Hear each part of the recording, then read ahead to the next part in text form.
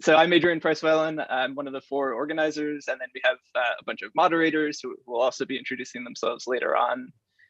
So this is just the welcome part of the meeting. And so the first thing I want to do is just thank the Flatiron Institute at the Simons Foundation who helped us do a lot of the actual organization of the meeting, setting up AV and things like that. So thank you to the Flatiron Institute. I think this is going to be a really fun week, and I've really been enjoying already watching all of the talks and seeing all the discussion that's happening on Slack. It's already a little overwhelming, but also super fun to see all of that happening. So thank you. Right. So obviously, I think one of the most important things about this meeting is to find out what all of your goals are and your thoughts about the future of streams and dark matter and the field. But I wanted to start just by sort of laying out what we as the organizers thought about for the goals of the conference and for what we want to try to achieve this week. And so I think we're all probably here because we agree that stellar streams are uniquely powerful tools and they're very interesting ways of studying the galactic mass and the dark matter distribution, et cetera. And even though this is a fairly young venture in the sort of context of astronomy, like binary stars and equilibrium dynamics, things that go back hundreds of years, I think it's a really exciting time to be working on streams because we're now, like in the last couple of years, we're now in a state where we have really precise methods to make great inferences from data. And we now have that data. We have Gaia and many other large surveys. And I think the combination of these two right now has led to a lot of really exciting results and measurements. And so from all of the work that we've been doing, all of you and us, I think we've learned a ton about the galaxy and its structure and sort of left like a lot of the community doesn't even know the things that we know. There's been a lot of surprises and open questions and puzzles and things that we're going to have to grapple with now over the next few years. And so I think to put it bluntly, one of the goals that I have for this meeting is I think we should think strongly about the opportunity that we have to make a really strong case for funding the efforts that we have as a community to sort of enable the next generation of methods and simulations and data sets. And I want to think big along these different axes. So I think it's time to start thinking about the next step of stellar streams and how we can actually deliver on really precise constraints, especially on dark matter. And I think an ulterior motive here that I have, at least, and I'm wearing some branding here from GitHub, is to think about all of this in the context of community building and on infrastructures that will enable us to share and support open data and open software. And I think sort of taking as an example the exoplanet community, which has really been an exemplar on this front. They share everything, and I think that's made the community and the results that they have a lot stronger. It hasn't hurt the collaborations or the research. So I think this is the exoplanet community has demonstrated the power of this mode of scientific collaboration. And so the goal of this meeting, though, is not to solve all of astronomy or dark matter or streams or anything like that. This is really, I think, the first in what we hope will be like a recurring series, more frequently than the last time we had a streams meeting, which was 6 years ago or something like that, hopefully yearly, say, and that these meetings will be a way for us to communicate and coordinate efforts and to try to then also branch out and establish closer connections to other fields that are close to what we're working on. So we hope that this meeting is really about setting a precedent for building connections and collaborations, and then future meetings, hopefully in person, will then further this goal. So next slide, Cecilia. Thanks. So on that note, I want to just take a moment to acknowledge that the past year has been incredibly difficult for everyone I know, for me, for my family members, for everyone, all of my scientific colleagues. And so relevant to this meeting, which is really heavily discussion focused, I want everyone to remember as you're engaging with other people that many of the challenges and the feelings that people have been dealing with are extremely individualized on many different axes. And so please try to be kind and constructive and patient with everyone that's attending and with all of the things that you're contributing. And so we've tried to make the meeting as asynchronous as possible and give different ways for people to engage. If you can't make certain discussion sessions, that's totally fine. There's other ways to engage with the talks, the speakers, and the discussion topics. Well, all of that will be happening on Slack as well. And then related to this, many aspects of the meeting that the other SOC members will talk about in a minute in more detail are pretty experimental. So we'll be collecting feedback throughout the week. If you have comments or things along the way, please feel free to email the SOC or message any of us on Slack if you have concerns or anything. And so the last thing I want to bring up, if you go to the next slide, is for the discussion sessions that we're having, it's important for me and for all of us to remember that talking and asking questions remotely over Zoom is very different, or can be very different from how it is in person. And so think about how you're engaging with others, be mindful about how your comments or your questions may come across to others, try to be supportive. And so related to all of this, we've adopted the Flatiron, or I guess it's the Simons Foundation's Code of Conduct. It's similar to other code of conducts you may have read, and you've already agreed to this in the registration form. So just please be mindful of the values that we have, things that I mentioned before, but also think about the code of conduct for a more explicit list of things that are not acceptable during this meeting. So if you witness anything that you think would be against or violate the code of conduct, again, please feel free to email the SOC, any of us individually, or to our joint email address here. So that's all I wanted to say as an intro. I don't remember who's talking next, but yeah, me, Jason or Cecilia. Okay, take it away. Yeah, so a quick word on the structure of this meeting. So we designed this meeting so it has two key components. The first is a fully kind of asynchronous component where many of you have contributed fascinating pre-recorded talks, and many people have begun asking questions via Slack. Something Cecilia will talk about in a minute. And then the other component, so this sort of synchronous component, is a daily 3-hour session, which is an opportunity to discuss those talks and discuss sort of broader questions. And so every day we're going to meet at this time, 2 o'clock GMT, 9 a.m. Eastern Standard Time. We've decided to split this 3-hour session into 2 1.25-hour discussion sessions with a half-hour break in the middle. So after we've finished this introduction, we're going to hand over to some moderators that have been selected. So today it's Ting Li and Guillaume Thomas, who are going to introduce today's topic and give a brief overview of the talks that have been pre-recorded. And then they'll pose some general discussion topics. And then to kickstart the discussion and to get people used to this kind of format, we're going to split into random breakout rooms so people have the opportunity to say what they're thinking, what they thought about the talks, and that before we come back together after about 20 minutes and continue discussions as a larger group. At that point, we're going to look for people to take notes. Again, Cecilia will talk about this a bit more in a moment.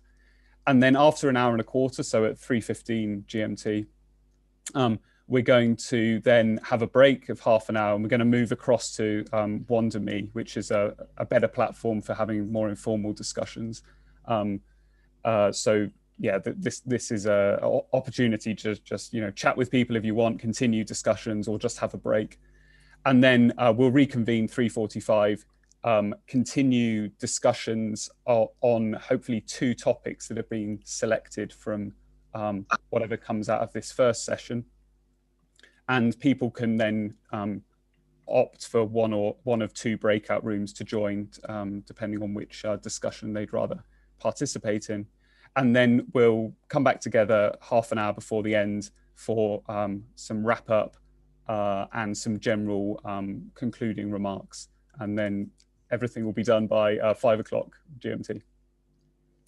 And so, yeah, we're expecting, we initially, we were really surprised by the number of people who wanted to participate in this meeting, and it's really great. Now we've got 114 people on the call. I think over 200 people registered, and we had a large number of talks as well. I think over 60 pre-recorded talks. And so with this big group, we obviously need to think about how exactly to structure the discussions that we're going to have.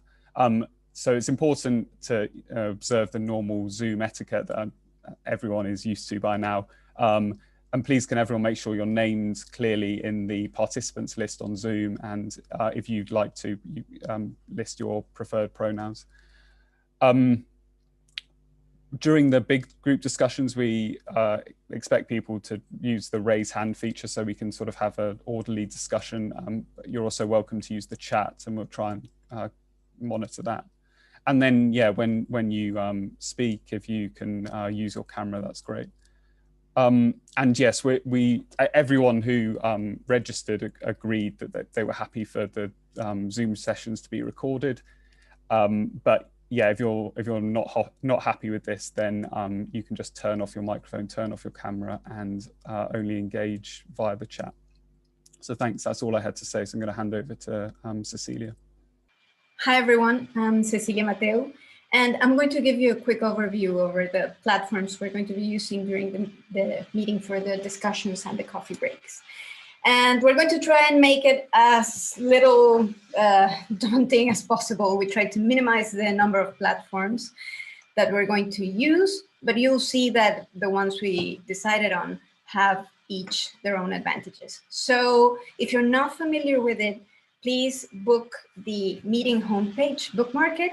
And remember that the password is this one. You'll probably only have to use it once. So if you haven't logged in, this is the landing page. You'll introduce the password here, and you'll come to this web page.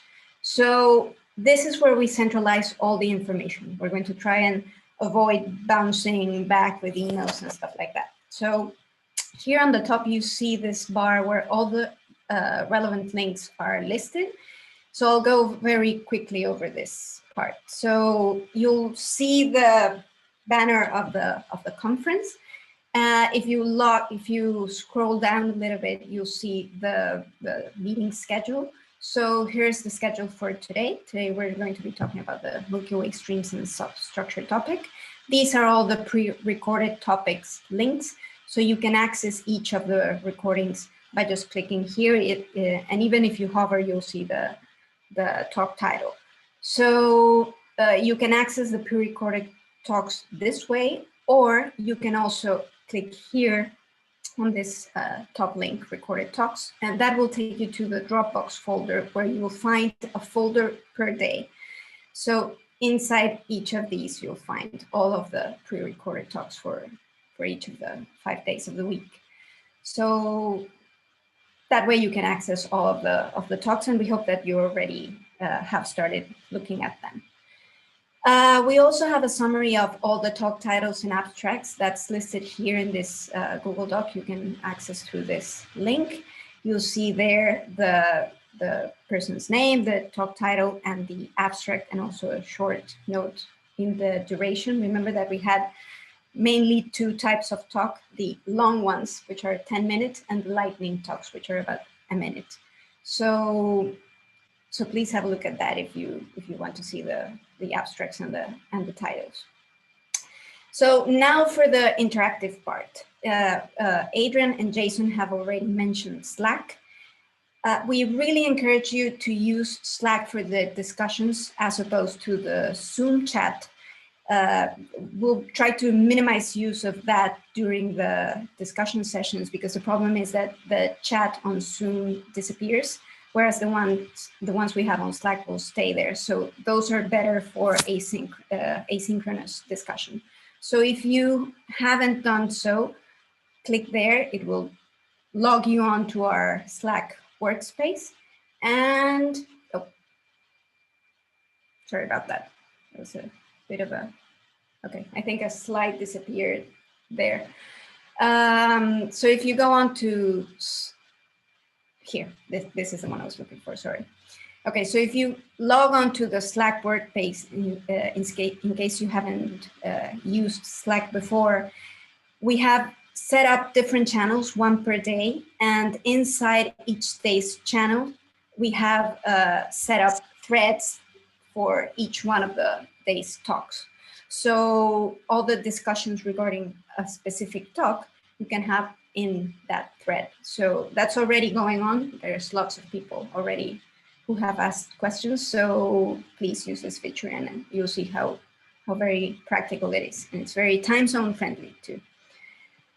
So the next bit are the intro slides. Because we have 3 hours, which is not a lot of time for 200 participants, we'll try to avoid people having to introduce themselves once the discussion sessions begin. I mean, other than perhaps saying your name. So if you want to see what people's research interests are, then please go to the intro slides, and there you see this type of information. So for per participant, there's a slide with a full name, affiliation, photo, and a few details. So have a look at that. We already have over 80 slides filled. And if you haven't filled yours, then please go ahead and give us some information about yourself. There's a couple more things. We also have a Google Doc with the running notes. So we encourage you to write down the salient points of the discussions of the discussion sessions. So you all will have editing, already have editing permissions. So the discussion, the running notes document is divided by day. So you just click on the day, and then you can write down here things that you find interesting and want to remember about each of the discussion sessions. These documents will all be public after the conference ends. Also, we are going to use this to vote up the different breakout topics that might come up during the discussion sessions. So keep an eye on this. And once we start listing topics here, just add your vote with a plus. And there you go. We'll use this to decide on the topics that we'll select for the second half of the discussion sessions each day. And finally, for the informal discussions, we'll be using a platform called Wonder. If you haven't used this, you'll see this is very fun. Once you have more than, I don't know, say 5 or even 10 people on a Zoom call, it gets basically impossible to have discussions, without a lot of protocol. So we want to encourage informal discussions, and this is very useful. This platform, Wonder, is very friendly for that. So we'll move from Zoom to Wonder during the coffee breaks, and you'll see there that you'll have an avatar with your picture that gets taken, your selfie that gets taken the first time you log in. The password is the same as for the meeting's homepage.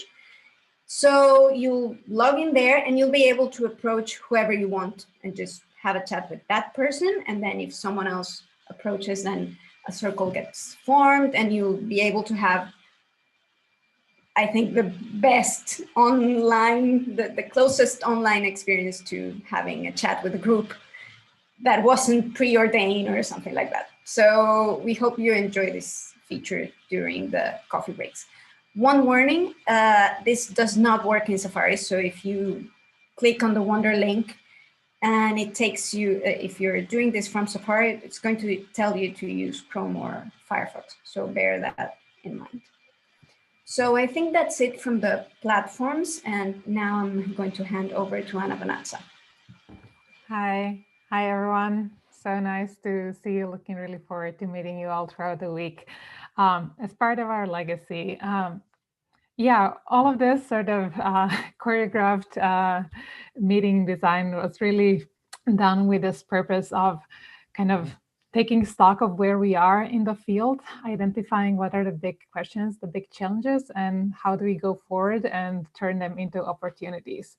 And we hope we'll be learning a lot. And we, as Celia mentioned already, will be making a public record of the discussions that end up in the Google Doc. So thank you in advance for discussing stuff on Slack and also supporting some of those salient features into the Google Doc. We also were hoping to produce a more kind of concrete document with our conclusions and recommendations at the end of the workshop. And on Friday, we plan to discuss these community efforts and resources and discuss the scope of this document. And the reason why it's sort of undecided at the moment is that we are like, I guess the scope of the meeting changed. When we were first planning, we were thinking that we'll have 50 participants working in the field, and then we'll sort of kind of find out, get our recommendations and present them to the broader community. However, the top kind of reason for attending the meeting was from people saying that, oh, I'm not actually working on streams, but I'm really curious to see where the field is at. And first of all, thank you for being here. We are so fortunate that we will get to sort of craft our message to the community while having all of these diverse perspectives from the community at the meeting. So with that, please, if you have any ideas, email us, comment it on Slack, on the Google Doc, and let's have a great meeting and let it be the first of many in the future. Thanks. Awesome. Thanks, everyone. So I think at this point, we're going to turn it over to Ting and Guillaume.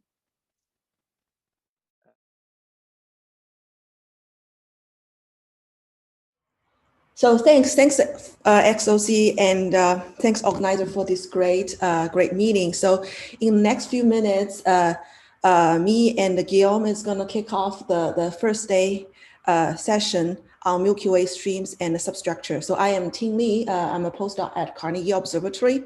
So welcome everyone, and so we would like to discuss the Milky Way stream and the substructures on first day, and hopefully this will be landing for all the necessary resource in terms of data and interesting streams for the science will be talked about on the next few days. So in the first, maybe first half of the introduction part, I will briefly highlighting the talks we have received on day one and highlighting the talks, and then Guillaume is gonna bring up some discussion topics and questions for us for the rest of the session. So we got about 17 talks in day one session, and a lot of the talks are focused on either one particular stream or a set of streams. So I decided to first do some grouping or say classifying on the streams. So first I did is to separate them based on the progenitor of the stream. So you can see some of those are from disrupted dwarf galaxies, and some are from the globular clusters. So the ones from the dwarf galaxy on the left, including like Antler 2 dwarf galaxy and Sagittarius stream, Orphan stream, Indus stream, and Nix stream, those are the ones in day one's talk. And on the right-hand side, there are a lot of globular cluster streams like Guillaume,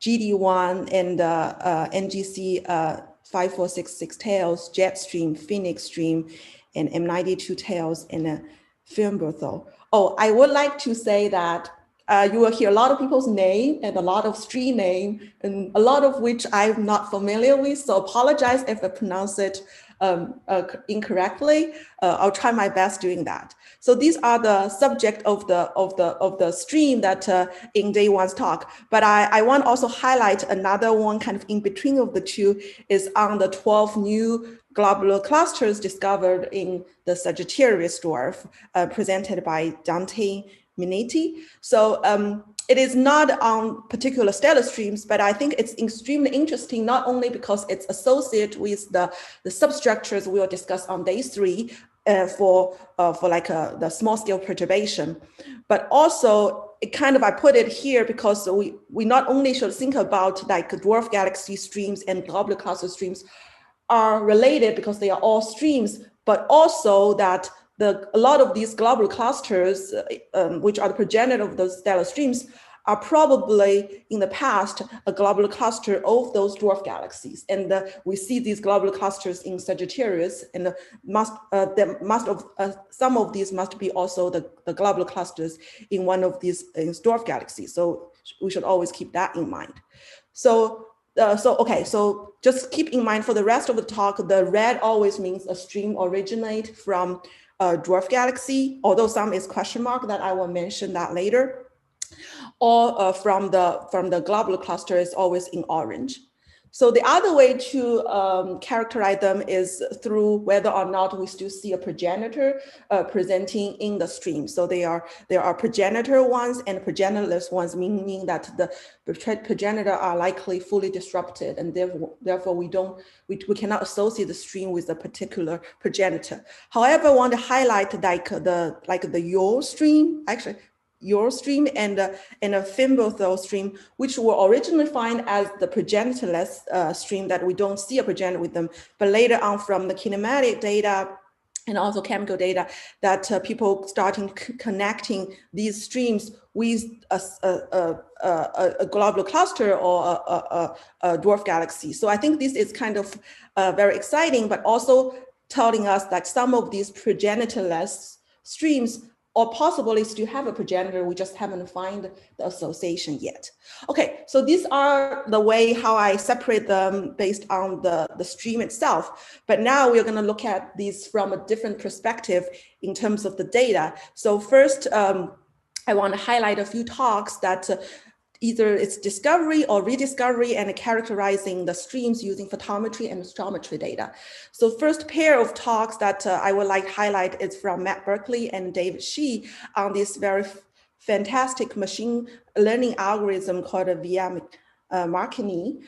So not only that they recovered the 10 node stellar streams, but more excitingly that they are currently working on investigating 580 new candidates from this first searching. So I think this is definitely one of the future ways to discover more streams and doing it more homogeneously.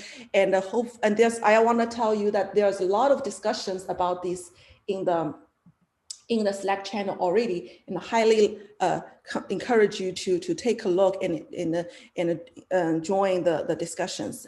And so if I say those two talks are using the Gaia data, but with more advanced or neat kind of algorithm, then the other discovery or rediscovery of the streams rely on a lot of great data. For example, using the Canadian France imaging survey data, Guillaume Thomas and Jacqueline Jensen have been able to find the tidal tails of the globular cluster, especially for the M92. It's the first detection of the tidal tails around this globular cluster.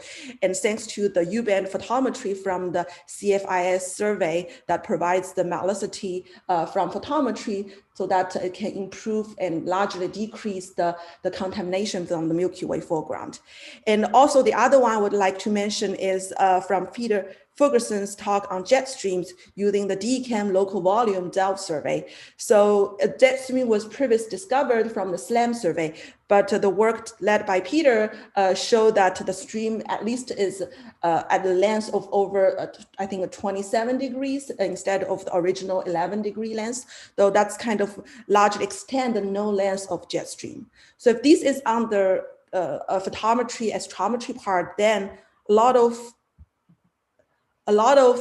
work in day one's talk is related to spectroscopy after the photometric discovery, either using low resolution or using high resolution to study the kinematics, the metallicity, and the stellar abundance. So here are some examples. For example, it's not on a particular stream, so I didn't show it earlier, which one is in blue, but Andrea Koch Hansen using the SDSS data showing that 10% of the halo stars are coming from the accreted globular clusters. So that's very interesting result. And also Geraint Ruiz using the S5 data showing that the Phoenix stream is at metallicity about -2.7, which is more metal poor than any of the no globular clusters. So that's kind of open a new regime to tell us about the globular cluster metallicity distribution. Alex G used the S5 data showing that N-layer 2 is under tidal stripping using the kinematic data, but using the metallicity of N-layer 2, it shows that the N-layer 2 has not lost a large fraction of stellar mass.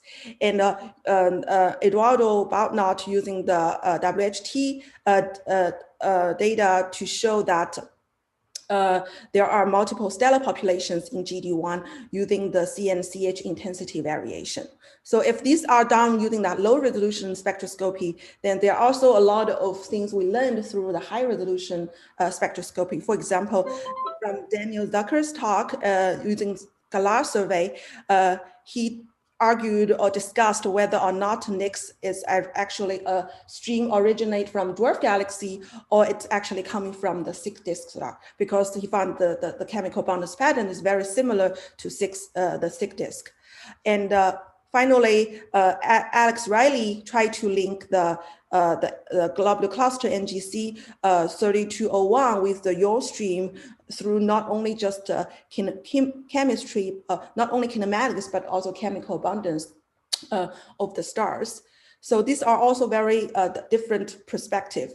And also in this day one session, we heard a lot of great data set if it's not on a particular stream. And those data set are either associated with a particular type of tracer or with a mix of those. So for example, Camila Navarrete's talk present a very beautiful data set with over 200 R-Lyraes that all have the 7D, including the radial velocity measurement on the R-Lyraes in over 11 overdensity. So we'll have a hopefully we can use this great data set to study those overdensities. And similarly, connect to R-Lyrae, Zanik Prudo's talk showed the orphan streams using R-Lyrae and RGB stars in 7D. And if R-Lyrae is a common or well-known tracer for studying the Milky Way substructure, I would like to highlight that Hitesh Lara's talk, it was a brand new, so at least a brand new tracer for me to study the Milky Way substructure, especially in streams, are using the type 2 and anomalous sapphires to do that. So I encourage you to take a look at this. And also it has the radial velocity measurements, so it's providing the 6D information. And the other different tracers that are used in streams are like a BHB star and RGB stars. So, so blue horizontal branch and the right gen branch stars. So Jacqueline Jensen's work on NGC 5466 is using those tracers. And I also want to highlight this great data set from Paul Romas Sagittarius stream that a total of over 200,000 stars are found in the stream, in the tail of Sagittarius. And if you look at the top, you will see this four-tail structure, which is threatening. It's interesting, but also a little bit threatening. So I definitely would like to learn more about this. The other thing is from the S5 survey with all the other data that Geraint Ruiz and Alex G was able to show the 7D information of the Phoenix stream and Antilayer 2 using the RGB star. So if all of the, or 99% of the talks that if they use proper motion in nowadays on streams is using Gaia, then I want to highlight the last one here, which is something we should consider for future surveys. So Tianqiu first time showing the proper motion measurement at over 100 kiloparsec using HyperSpringCam plus SDSS.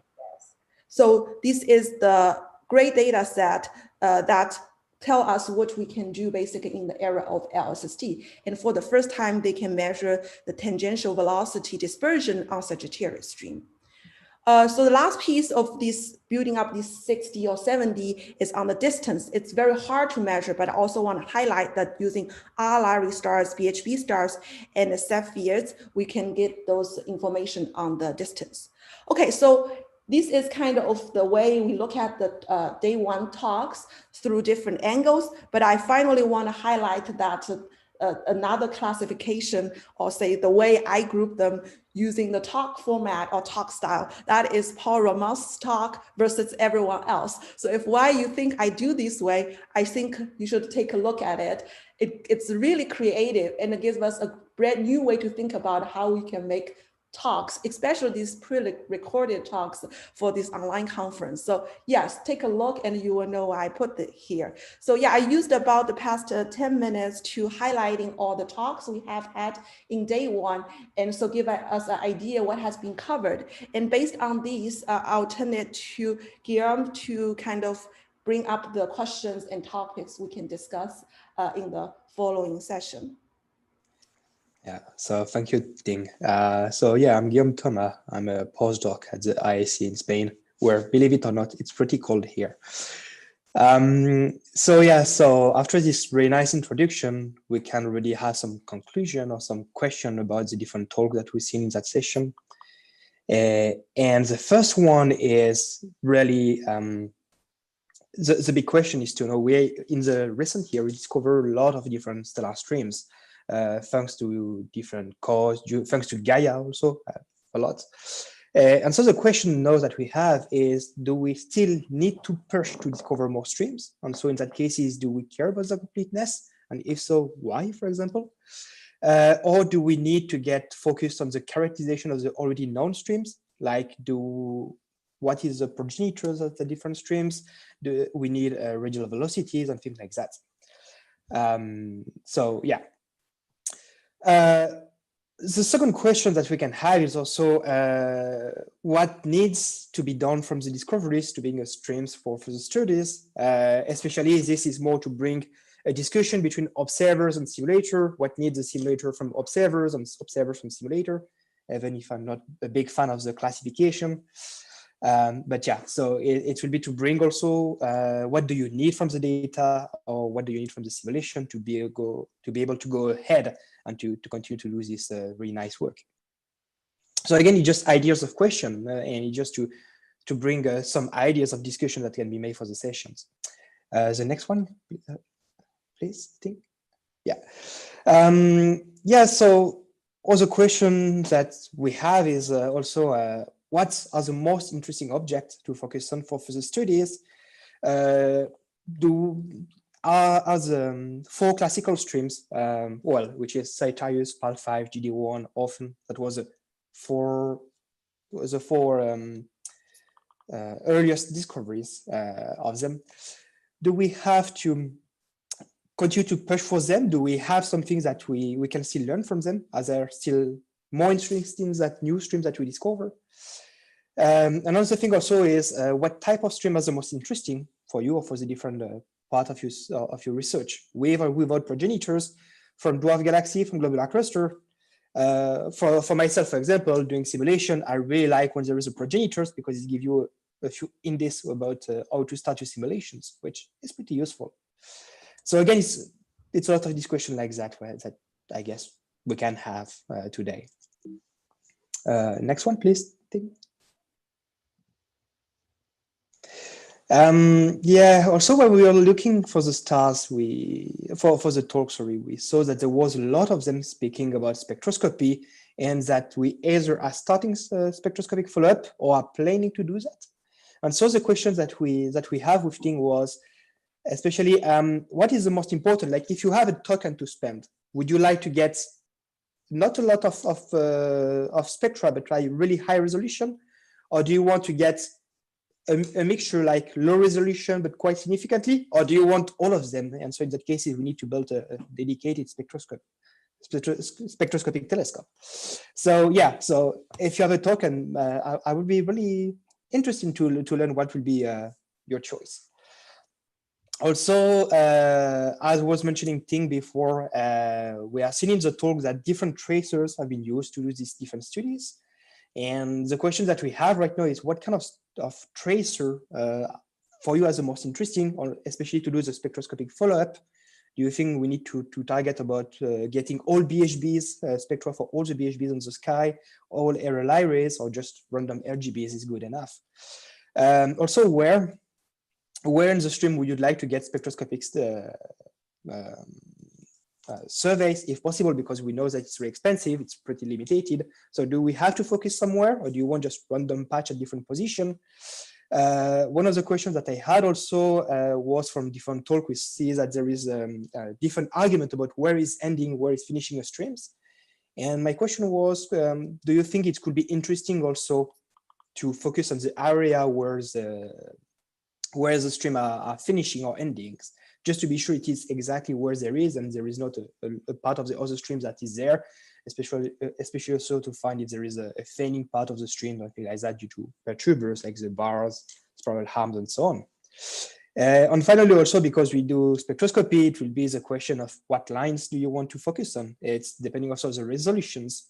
But again, what kind of feature do you want? Like, do you want molecular line? Do you want different metallicities line, different elements line? So I think it's really interesting question that we have to think also ahead for the next generation of surveys. Next one, please. And finally, other question that we had was about the origin of different streams, and especially the one from recently discovered really metal poor globular cluster. As I was showing Geraint Lewis with the Fenning streams, for example, it seems that the progenitors has a metallicity lower than the metallicity floor of globular cluster, with a metallicity lower than any node globular cluster around the Milky Way. And so arise a question about the origin of that streams, as they are from accreted in situ population, as there's a cores of the remnant of dwarf galaxies, as they're coming from different parts. Where are they coming from, basically? And I think that we can ask this question not only for them, but for all of them, like for the dwarf galaxies one, for the globular clusters one. Can we find group of streams linked together? Can we see if there is a group of globular clusters, for example, that arrive together know in different stage of disruptions, which again can tell us maybe something about the Milky Way SMB history. And so that's also the other question is, what can we learn from streams? Well, we know that we're going to speak a lot about probing the dark matter composition in the Milky Way to probe the galactic potential, but also what can we learn from the Milky Way archaeology, from the Milky Way history from them? So all of these are questions that I think is interesting and have been raised either in the chat, also in Slack, or also that I think the community have in general. So yeah, so I think that now it is a time to split in different sessions. So maybe the organizer want to speak about that. Yeah. Okay. So I think let's give just a couple minutes. First of all, thank you, Tengen. That was awesome. That was perfect. Exactly what we were hoping for. So I think we should maybe just take a few minutes to see if anyone has anything they want to raise right now with the full group to add to the sort of list of brainstorming topics that we're then going to break out and discuss. Does anyone have any pressing things they want to add to the roster? You can also feel free to add this to the running notes if you have any comments or things that come up. And if you do want to say something, please just raise your hand on Zoom. I also would like to add, in case people want to look at the slides, those are also linked to the Indigo. In case during your breakout discussion, you want to go back to the question list we put here, you can find them in the Indigo page. Great, thanks, Ting. That's a Heidi asked a great question in the chat. How do we tell which streams are real and which ones are associated with one another? I don't have an answer, but yes, let's add that to the list of topics. Good. Okay. Well, if no one has things to raise here, I think we're going to split out into 10 different breakout rooms. The moderators and the SOC will be sort of floating between them. So we're going to try to distribute amongst the different breakout rooms so that we can help moderate or help take notes and things. Carl raises the point, spectroscopy of stars in and around gaps. Yes, that's another great thing to discuss, or a sub point to put under the where to focus our observations, I think. So I'm going to attempt to send everybody out to breakout rooms. The breakout rooms will not be recorded. You can, if you want, moderators, you can enable recording, but I'm okay with not recording them as long as we all agree that we try to keep notes of the key points that come up in the different breakout rooms. When we come back into the bigger session, we're going to try to have people then bring some of the key points that you discussed in your breakouts back to the full group.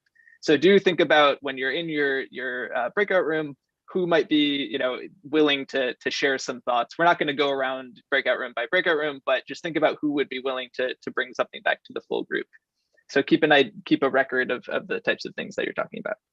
All right, let's see how this goes.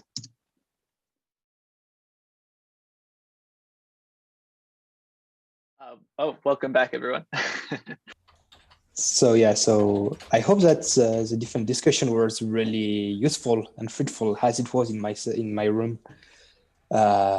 So do we have people that took notes that want to report that happened in the different rooms? And I also want to add, we encourage people to put notes also in the running notes part. If you feel you get anything useful, please put there. Yeah. And just to explicitly say for everybody, the goal now is to try to collate some of the themes and the topics that or questions that came up in multiple rooms that seem to be of common interest.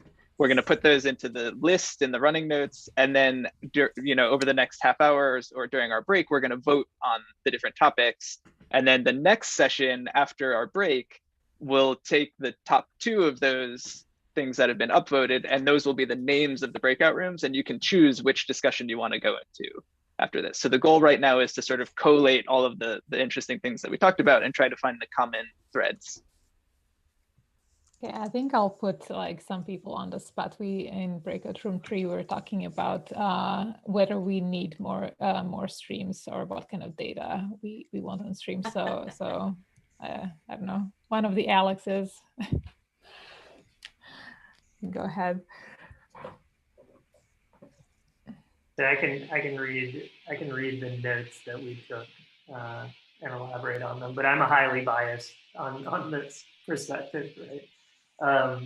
But I feel like we're sort of in the domain where each new stream we discover ends up telling us something new.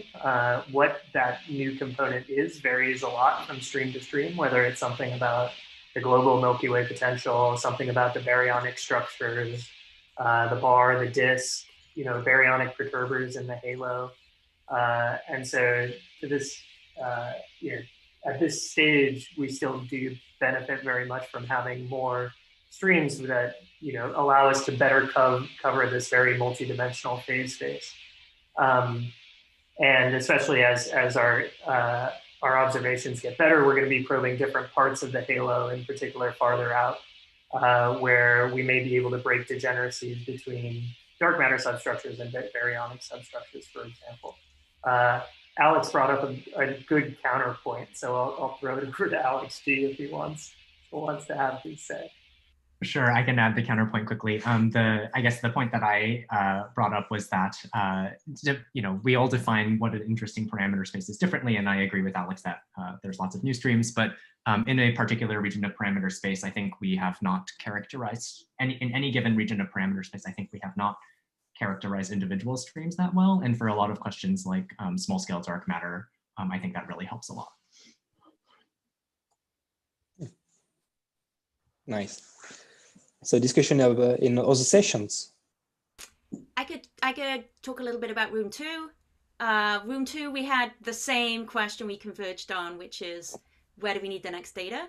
And I think that our running notes are not very complete because it was too interesting. I want you to guess who was in the room from what we actually came up with, which was that in terms of history of the galaxy and reconstructing accretion history, then we need to find more and more streams. But for the case of potential and potential measuring, then what we really need is some more serious theoretical work, which is completely behind the times in actually being able to meet the quality of the data in terms of interpretation.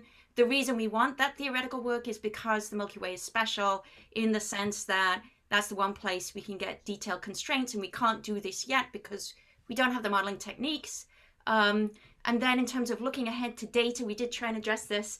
Another bias, we agree with the past group that outer halo is the discovery space, but it's also the place for potential constraints. So if we want to, for potential constraining, that's the region we might want to look at. And then we had a discussion about how there were objects in the inner galaxy that looked like they explore the outer galaxy. So maybe the challenge is to find the stars in the outer galaxy which are connected with those inner galaxy objects. And we ended on a discussion of what do distant shells look like from the inside in the outer galaxy, and how we can actually connect things into shells.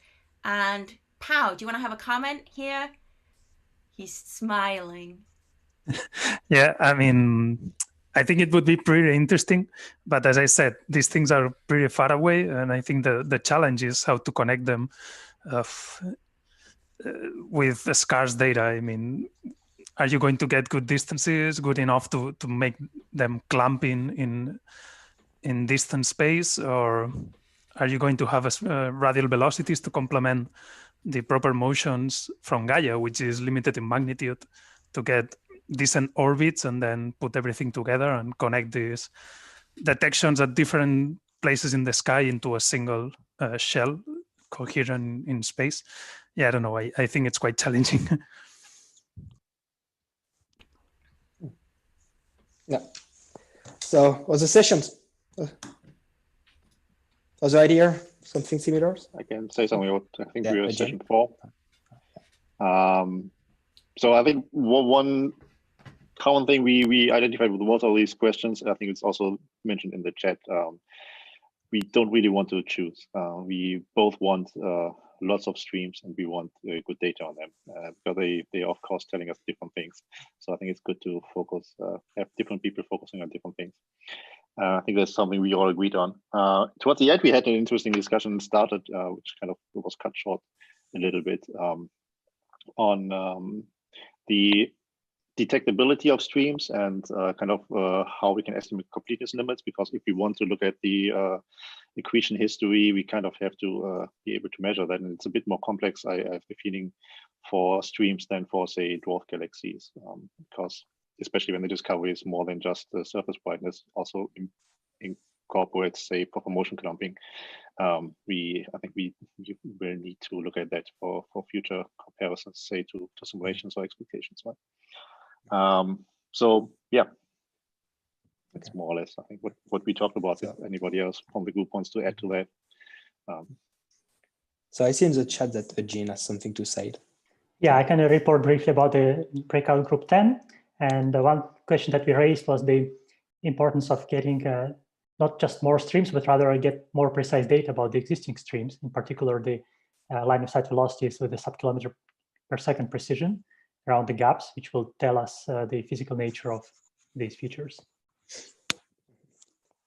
Yeah, so, well, quickly also in my session, we were speaking about the gaps, and that we need a really high resolution velocities, like sub-kilometer per second velocities around the gap, mostly focusing.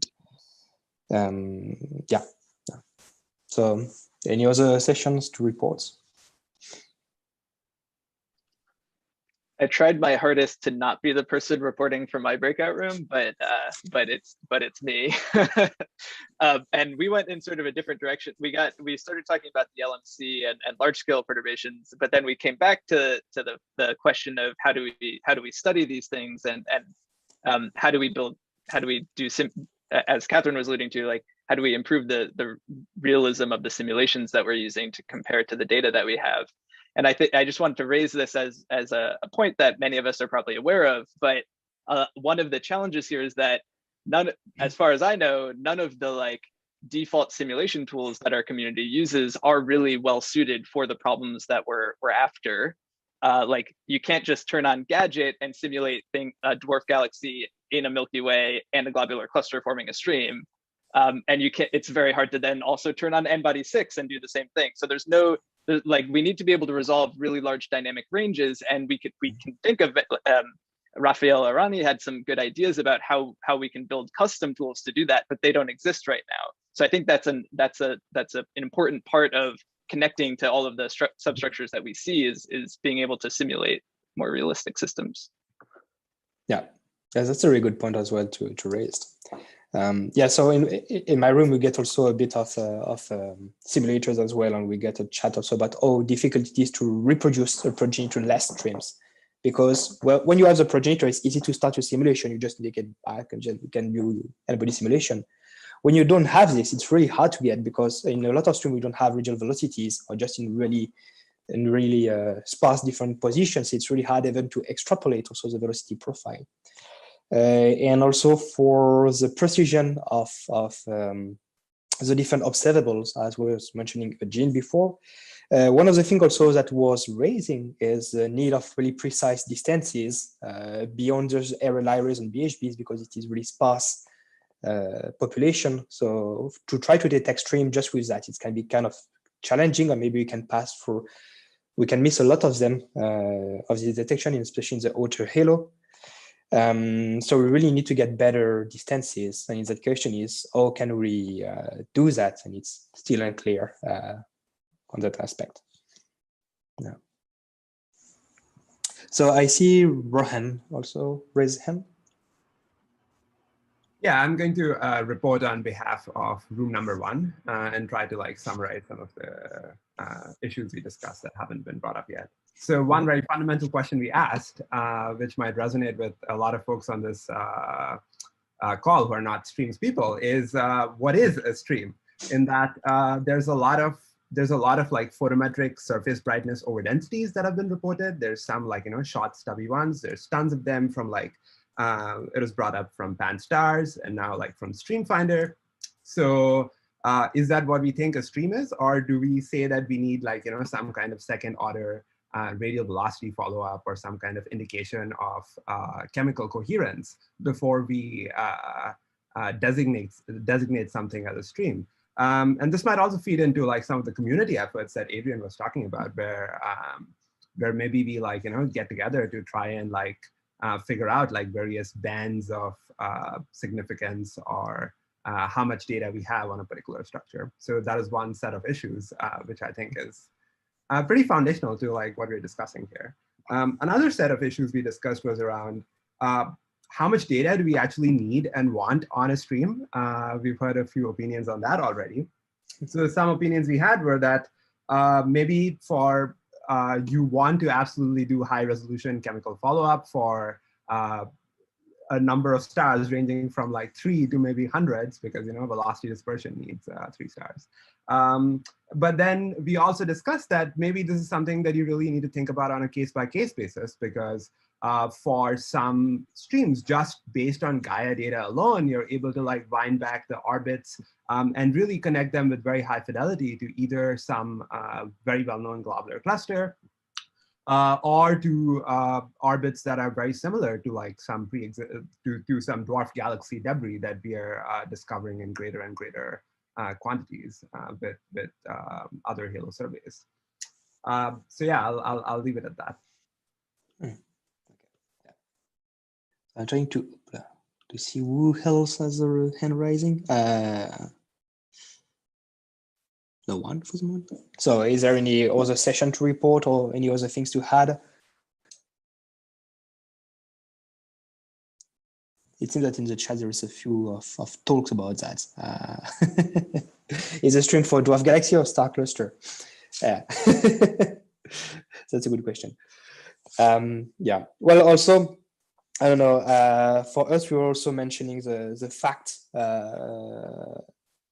yeah, I'm just going back every time in my break session room, but we get a lot of different discussion, actually, almost everything that has been covered there. One of the things also that we were mentioning, and maybe we have to be careful, is that a few methods are using are assuming a potential to find the streams.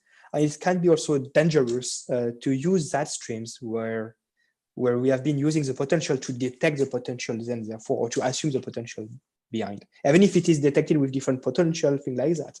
At the end, maybe we have a bias of selection as well that makes that you're going to find what you were looking for, actually.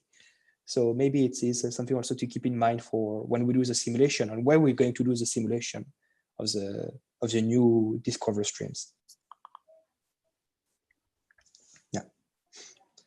So yeah. I can also say a few words about our room. I was hoping others would bring this up, but I haven't heard them yet. So on room 8, we discussed also about what is stream, and I just want to add that. So some examples are there are recent reported stellar stream at 100 parsec with a young population of 100 million years. So these are open cluster disrupted streams. So these are also a stellar stream, but are different from what we know in the past. So another way to ask, instead of asking what is stream, it's more for the science, particular science we are interested in, what kind of stream are relevant and interesting. And we should understand the connections better so that for a particular science, we kind of working on particular type of stream instead of asking what is stream, because it's always very ambiguous and questionable. And related to this is another thing we feel like is largely missing in the intro slides or in the conference, but should be relevant, is not on stellar stream, but on those non-stream like overdensity substructures like shells or clouds. So we've been hearing a lot in the past, like Virgo overdensity, triand, but it's not much in this talk, but those are also important to understand. If we want to understand the streams, we should also understand those overdensities and their connections probably to like Gaia, Encelada, sausage, etc. So that's the other thing that brought up in our room. There are the other points that I hope others will bring them up. Mm-hmm. Yeah, very good point. So Nora, do you have something to add? Yeah, I can just give a quick overview of what we talked about, and I think it was room 7. So I think we were all also in agreement that we want to continue discovering more streams and sort of build up our understanding of the completeness of the population of streams we have discovered, because we really jumped into discussing some details of, for example, our methods of discovering streams biased against dwarf galaxy streams versus library cluster streams, things like that. And then we also spent some time discussing how we can build upon current methods of automated stream discovery to discover more streams and I guess build up our understanding of completeness of our population of streams. Okay, that's good. Is there any other people that want to discuss or to report? Okay, so yeah, I don't know how you were thinking to organize this discussion though. So yeah, I was just going to say that so far I've been very stream of consciously dumping things into the running notes. So the topics right now are a mess. So give us a couple minutes. We'll try to put them into better shape. And then towards the end of the the break, which we're about to go into, towards the end of the break, add a plus to any of the topics that sound interesting to you that you'd like to discuss. And hopefully we won't just have the same number of votes for all of the topics, but we'll cross that bridge if we get to it. I think I'm looking at the running notes. Well, we put them all in the topic section, but really they should be running notes. And I see like from people talking about, it's not a really, we shouldn't discuss something in terms of like say, oh, should we do A or B? Because it's pretty much the answer is we should do both, right? But instead of the question, I think it would be good for the second half of the session is on like what kind of data we wanted to collect. Or maybe people will answer we should get all, I don't know. But what kind of data we are eager to need. And I see another thing very interesting, I think we should continue is what kind of theoretical effort we need to continue working on. But I don't want to break the two groups into theorists talking to theorists and observer only talk to observer. So we definitely should have the one topic to be something like what kind of theoretical data and like observation data we need, so we can put the people together in one room and talk to each other. That's what I think we should aim to do. Good. So we will work on that with the moderators. So check back in. We'll send a message on Slack when we're ready for people to start looking at those things. In the meantime, is this Cecilia sharing screen? At least it's Cecilia trying. No, she is. She's succeeding. Good. She's showing off the Wonder Me room. You want to take it away? Okay, sure. So I think I've just posted. I may not have hit send in the chat the link to the Wonder Me. So if you don't see it there, you can also see it here in the web page, and you'll land in something that looks like this. Of course, I'm already logged in. You'll first get something asking you to get your picture, write your name, and we're going to ask you something like, what do you hope to learn from this meeting? And that'll be shown when you hover your mouse over your avatar, so you can see that. What do you want to learn this week? Everything. Good thing. So you can see the little faces here of those of us who are already in the Wonder Me room, which also answers your question of whether you can have that working at the same time with Zoom, and it apparently hasn't crashed all morning. I don't even want to say that out loud. Okay. So we're going into a 30-minute break. The idea is you can go into, you move a little avatar around. You can go into any of the areas that you want. You could just tag up with people that you haven't talked to in a while and see how they're doing. This is informal break. Towards the end of it, we'll send a message to the Slack channel and ask for everyone to vote on the topics. And then when we come back to Zoom, those are the topics that are going to be the themes of the 2 breakout rooms. So you are released now to have a break and go to Wonder Me. And we are starting at in 27 minutes. Right. Okay. Just in case you need to step away from your computer or right. Anyway, so that's planned to be back. That's, I guess, 11 Eastern. Thank you, everyone.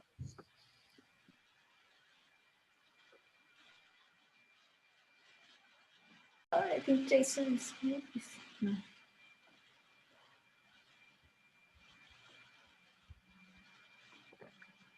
This is the part where we would all be standing in the front of an auditorium looking confused, but instead we're all looking at our screens like.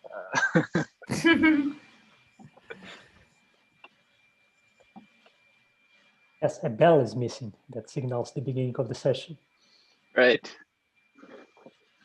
Yeah, we should try to clap the hand and say, seminar! Yeah, people are leaving, so that looks good. Good.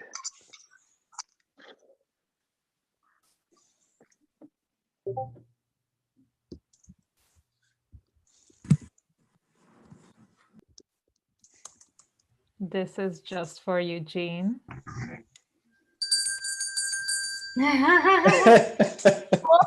Well done. You're doing the next broadcast to reconvene people, Anna. Yeah, I've been running like the virtual seminar for like a semester, and like this was the warning bell. I also have the applause app, so I can recommend you like the applause number 7 is the appropriate amount of enthusiasm, but not like rowdy like. I'm offended that none of us have gotten applause yet. I'm kidding. Okay. Let me check. Okay, I feel like I'm a little bit self-conscious now. It seems like most people are back, so maybe I should not do that. But I'll play it at the end.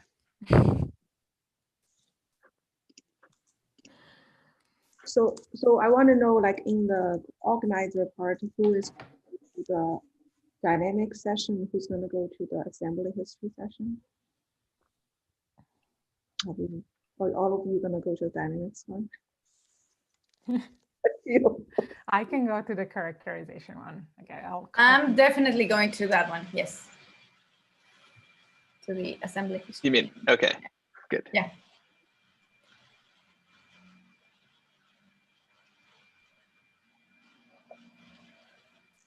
I think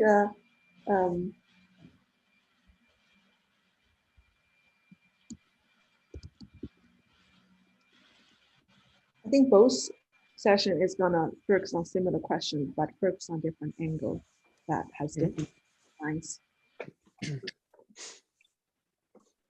Well, on that note, I like the way that you split these list of topics list of talks into several dimensions, so to say, right? So you can group them by different aspects, and they do really split apart differently. Mm-hmm. Yeah, that was a really neat idea. I really like that too a lot.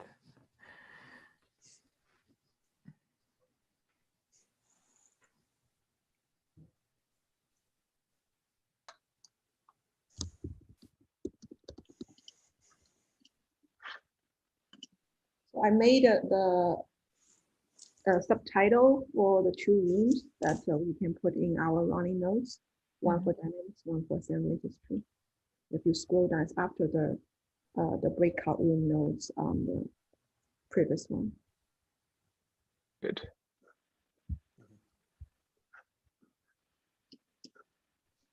Yeah, I think we have most people here now. It's just been taking us a little while to kind of decide on how to call the breakout rooms to structure our discussion, but I think we have it.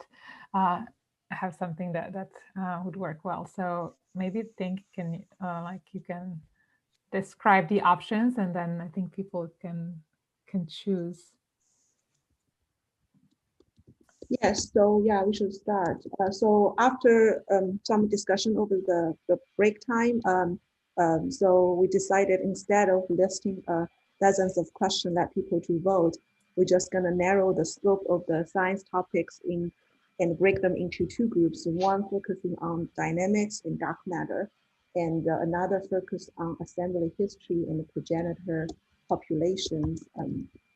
And so we think that we will have different science focus and also different kind of data focus. So people should feel free to choose one or the other. And we're gonna discuss in the breakout room for 30 minutes and then come back, tag up together for the next 25 minutes to finish in the hour. So that's kind of the plan. So right now, if you click the breakout room, you will see there are two choices, and you should feel free to join one or the other, and then we will continue our discussion there.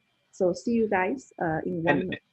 Just to say, I think and then the overarching question, I think, is like, what do we want to think about the next 5 years or so in terms of what measurements we want to make, but also what data we want to have. And those two obviously inform each other. There's arrows going both ways. So think about that interface as it pertains to whichever breakout room you decide to join.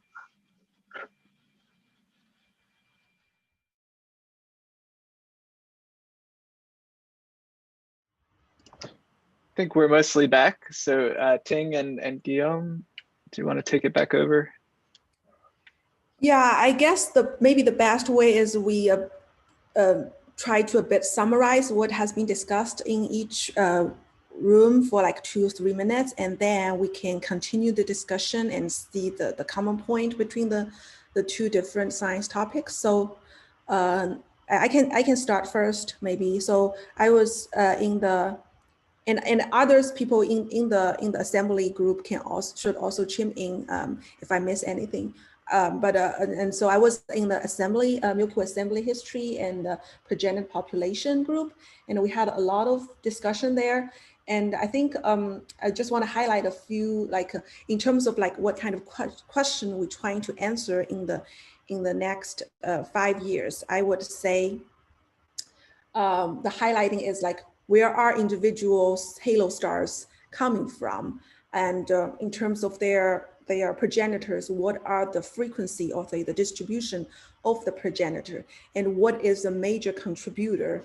And that's kind of the thing we want to understand.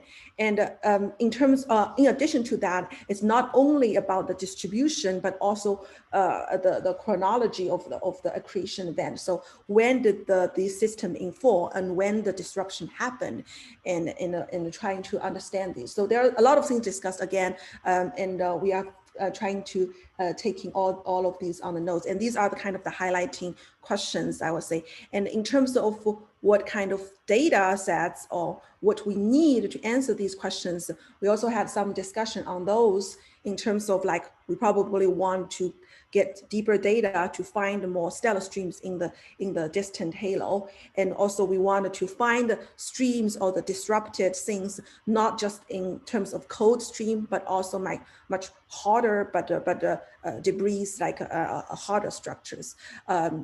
And another interesting kind of discussion in terms of like whether we want a more outer halo stuff or the inner halo ones. So I think outer halo ones are useful for us to understand the potential constraint. But in terms of the smaller mass and early creation, and Catherine brought up that the inner halo is more useful or more valuable for that. So we want to understand the field stars in the inner halo. Yeah, so there's a lot of things discussing on the accretion history and assembly about Milky Way, and that's kind of the highlights I took, and I'm sure I missed some in case people would like to add later.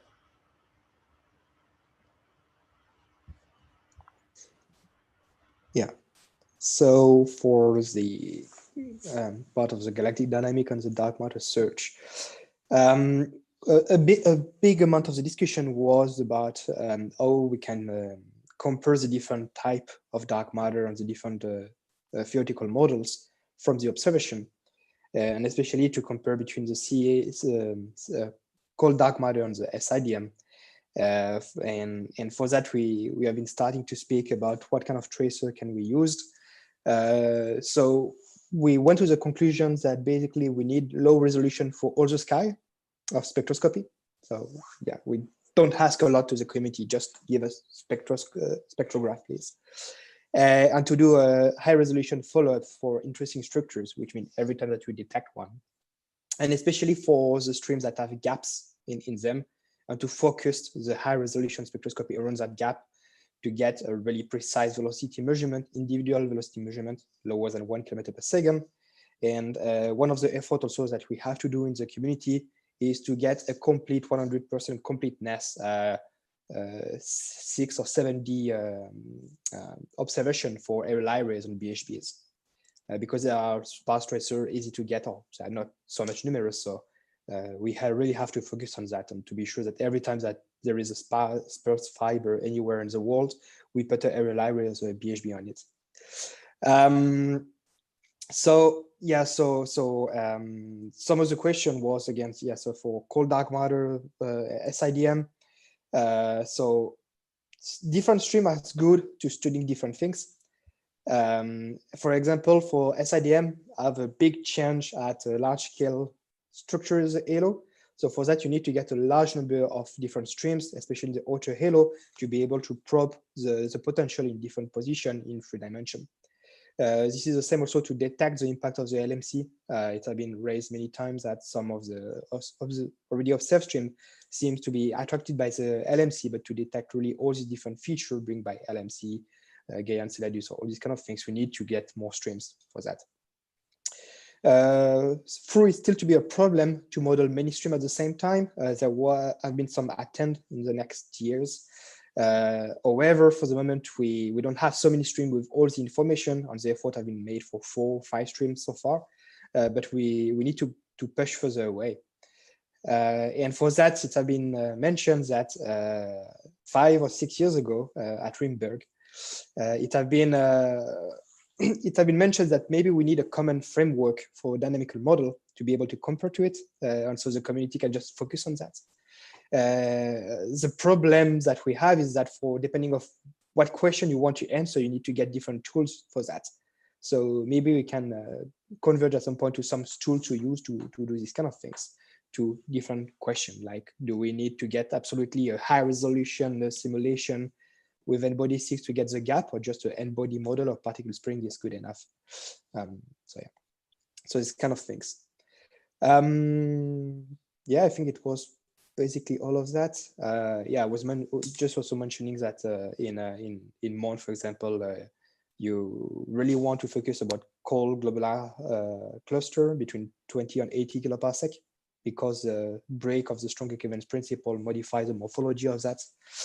And yeah, and so the question is still that we need more streams basically at low signal to noise ratio with good enough data set with distances, velocity, radial velocities, and so on, to be able to do a simultaneous modeling of the streams. Yeah.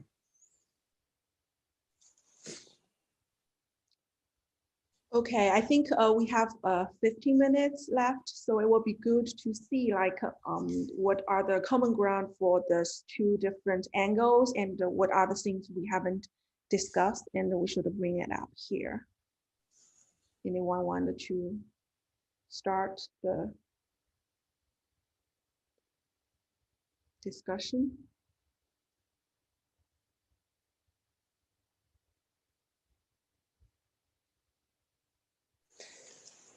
Well, since there is nobody, I would like to go back to this indeed really nice ideas that we were mentioning 5 years ago in Ringberg, to the common tools to use to be able to do these different things in galactic dynamic, like especially to get the big map of the galactic potential. What is the best tool to use, and what is the common tools that we should use? What is the different properties? What is the different things? What is a specific suite of tools, of Python tools that we have to use, like GalPy, Gamma, I don't know. Do we need n-body simulation, really high res, something like that?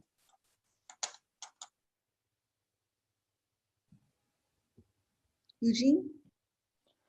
I would say that even a single set of tools is not enough, in the sense that if the potential is not static, then we don't care just about the present day potential, but also about the history. Adrian? Yes, plus one to that. I was just going to raise the point that I think something that would be good to discuss this week is, what do we actually report? What do we compare? What is the measurement that we're actually after? Like, I think we're beyond the point where a single mass profile or even the shape of the Milky Way alone is the thing that we're after. We're after something more detailed, something that you can't look up in Biddy and Tremaine. And so I think this is something we should be talking about. Like, what are we after? The evolution of a set of time-dependent basis function expansion coefficients, or is it something else? And so I just wanted to throw that out there as a question. Oh, I noticed that I think we should have also the running notes. I know we both take very good notes in the breakout session, but we should also keep taking the notes for the spiral session. So I want to make sure there is a place for that right now on the running notes session. I don't think there is. So let me just clear. Okay, someone clear out one. Okay, Anna. I wanted to pivot a little bit. I'm sure that we'll discuss this this topic of modeling frameworks probably tomorrow in more detail. But what stuck with me and what Guillaume was saying, he said something like, whenever there is a spare fiber, like on any telescope, on any instrument in the world, we need to put it on an RR Lyra star. And so I just wanted to kind of bring up, how do we get to do that? Like, first of all, are we aware of all the different calls for spare fibers, and if there are, how can we be ready to to get on the list? So I guess the question here is, are we talking about putting a spare fiber on any of these larger scale survey or any of those PI observations that people are doing? I don't know. I took Guillaume's to be any. So I mean, yes. we can start with what's realistic, but anyway, it was a good kind of discussion of how do we get more data. For these large surveys, they already do that. Well, I mean, RR Lyras and BHBs are already really high priority targets. So it's hard to do better. But for other dedicated survey, yeah, it might be the case. Yeah, correct. That's kind of, so for a survey I'm running, I'm doing all the RR Lyras and Milky Way stuff, but I also have spare fibers. I was wondering if I can do something like high redshift quasars, maybe interest to the high redshift community, but because I'm not working in that field, so I guess the best way is for me, when I doing my survey, I will try to reach out people, but if we want to have some data, we also need to identify what are these small scale surveys that are not considered Milky Way component, and then try to convince them to add something there. I think, yeah, if we know them better and they have spare fiber for 1 or 2 targets, it's very likely they will say yes. But this kind of communication, I guess, is not very frequent at this stage. Dennis? I guess I wanted to get back to the question about what kind of dynamical framework do we need in order to kind of discuss potentials or kind of to share with the community. I think it's going to be some kind of time-dependent basis function expansion, unfortunately, because that's what looks like we're going to need, for example, for the Milky Way and the LMC. In terms of what the best one will be, I think it'll depend. I think we need to do some, perhaps some work, both with n-body simulations of the Milky Way and the LMC, but also with cosmological simulations with streams injected into them, either that are resolved, through the kind of star formation processes in the simulation, or injected after the fact, and then test how well can we reconstruct those potentials, and what are we really reconstructing about them, and what precision.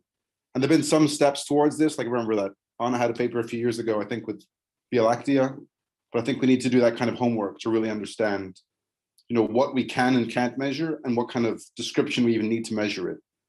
And obviously, if those simulations have things like the Milky Way, the LMC in them, it'll help. So Ethan Nadler has some nice simulations with the LMC in them. So, this kind of approach could kind of help us understand what tools we even need to describe the results. Then in terms of what answers we give, what we say, probably it'll have to do with the force field generated or something like that, something which is the same for all bases. Well, it can be the same. So I think we have to kind of understand the limitations of our work, but yeah. I completely agree on that. And well, the thing also is to know what kind of things are really meaningful. Like during a big amount of time, we were thinking about distribution function to try to characterize the halo on the Milky Way. Does it still have any sense in time dependent where we are under big massive accretion with the LMC? And is, for example, the mass of the Milky Way still meaning something in comparison to Andromeda or things like that? Yeah, I also wanted to add that this is not only important for the dynamical part, but also to understand the accretion history of the Milky Way and the chemical evolution of the Milky Way. I think the N-body and the cosmological simulation is very important for us to compare. So currently, I feel like there is a need for the community effort in terms of what to kind of unify the understanding of observations and also the dynamical modeling and the embodied simulation stuff. I saw Monica earlier raise her hand. Do you want to ask a question or bring up a comment, Monica? Yeah, no, I was just wondering if, just referring to Dennis's point about time-dependent multiple expansions, is there a way to do this without running large numbers of n-body simulations, or are we, so I guess, if you have n-body simulations, you can then construct the multiple expansion, but those tend to be very expensive to get high resolution. So I was just wondering if people had ideas about how to do that. And I see Joe raise a hand. Yeah, I had a related point. So I've been advocating for years that we should be measuring accelerations and using those because streams are quite insensitive to other things than the acceleration just at where you see them. I think basis function expansions are a fine thing. They do tend to have very correlated uncertainties once you're going to start modeling a stream with basis function expansions. So we'll end up with some sort of huge PDF that has no very simple form, I think. And then certainly once you're, as Monica's pointing out, once you're adding time dependence, just putting priors on that is going to be very tricky. Catherine? Yeah, I think part of the joy of the basis function expansion is because you can get expansions that solve Poisson's equations, which actually means they are dynamically relevant and meaningful by themselves. And so this gives us power for connecting to through back to beautiful linear theory descriptions. But basis function expansions could also be used in the data. So I'm really excited about basis function expansions because of the dynamical connection. Which gives us hope that if we can describe a potential in a simulation through with a dynamical description, you can actually use that more efficiently for inferring dynamical evolution. And then the hope would be understanding signatures in one set of data in basis functions. We may be able to understand what the typical signatures are from using the simulation. So I just wanted to sort of jump in and say, Joe, I completely agree about understanding the basis function expansion itself. So this is a really interesting discussion. I think many of us on this call have been talking about this for 5 to 10 years. And I would caution, I'm tremendously interested and excited about this, but I would caution the observers that this is not a trivial step for the theorists to take and to produce useful machinery in a year. I think that makes it exciting because it's meaningful work, but I think it's not trivial. So that's just a sort of cautionary note. But I started by mentioning the dynamical connection because I think it really could be a quite deep tool, and so that it's worth the effort. Thanks, Zukania. Yeah, so we recently have been able to measure accelerations directly using pulsar timing. But one issue with that at the moment is that it's limited to the nearby, relatively near the sun, within about a kiloparsec. So what I'm interested in learning here is if we can come up with a sort of integrated approach where we use streams for the more distant galaxy and direct acceleration measurements more nearby.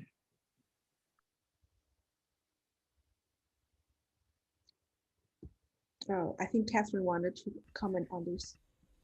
Yes, sorry. Thanks, Sukanya. You reminded me of something else I wanted to say in response to Joe, and you sort of brought it up, which is I actually think the point about the streams measuring local accelerations, that's really fun, but we do want to connect many streams at once. So in a way, again, I'm excited about basis function expansions as a frame, a flexible frame which you can tie many streams together in one and constrain the expansions at once. Okay.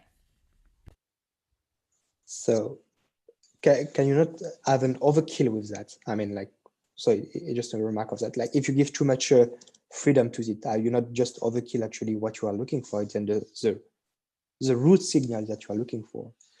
The second thing that I was actually thinking was about, we just speaking about the outer part of the galaxy, but actually the stream can also give us information in 3 dimensions, and also in the inner part of the galaxy where we don't have a lot of other information, like inside the bar or in the bulge or things like that. So is there any other kind of stream also that we can use for that, and what kind of bad or good description will be to use in that case? Is that BFE? Is that just Poisson equation? Or is that, I want to say these are all great discussions in terms of especially on the dynamic modeling, but we're at the hour, and I think the whole day tomorrow will be focused on the dynamical modeling on large scale that people can have further discussion. We are close to the end for this session, but we'd like to know if there's any other things people would like to bring up in terms of Milky Way streams in general. And I want to also encourage people to look at the nodes if you are in the one parallel session, but not reading in the other one. And there are a lot of points bring up there, but maybe not brought here. So Anna? Yeah, I just wanted to say thank you everyone in the chat. I think we are starting to get like this our Larry Frolov figured out. So this is exciting. Great. That's good. You just bring up a question here and then there will be answers and solutions just in 10 minutes. Alex Dirk Wagner? I was just wondering if we have time maybe later in the week to talk about large facilities and how they could benefit this science. I'm not sure that it goes in this session, but maybe in the last day. Yes, I think on Friday we'll be focused devoting on like the community effort and resources. So that should be definitely bring up there. Okay, any other comment? Or Anna, is that still another comment you want to make? Or? Okay, if not, then I think we are good at the hour, and thanks everyone for coming to the first session. I think it was experimental, but it runs pretty good, and I think we have at least recorded a lot of notes from this session, and I definitely encourage we continue the discussion either via Slack, or I don't know if the Wonder thing will be continue open for the rest of the day, or just that 30 minutes break if people wanted to have more kind of small group discussion. I guess that I'm not sure if that's a place to open for people to go. Yes, okay. Sorry, I'll just jump right in. The Wonder Room is going to be open 24 hours. So if you want to join in right after we wrap up here, you can. Or if you want to come in early and just have a cup of coffee or a beer or whatever with someone and chat before we started these discussions, you can also do that. So feel free to join in whenever you want. Yeah, so our only request is to record some takeaways from any discussions you have out of Zoom where we're trying to record things. Not record the video, I mean, write notes. Like write down. Yeah. And then the last thing I'll say is if anyone has comments about how today went, we tried to adapt things and it was pretty experimental, but if you have feedback or thoughts, reflect on it, send us notes. we'd love to hear it. There's a Thank you feedback all. channel on Slack, so if you want to post anything there, you can. On that note, thank you all, and especially our moderators today who did a fantastic job. Yes, let's all thank Ting and Guillaume. Yeah. Applause number 7. Applause Good. number 7. Okay, thanks everyone. We'll see you tomorrow and on Slack.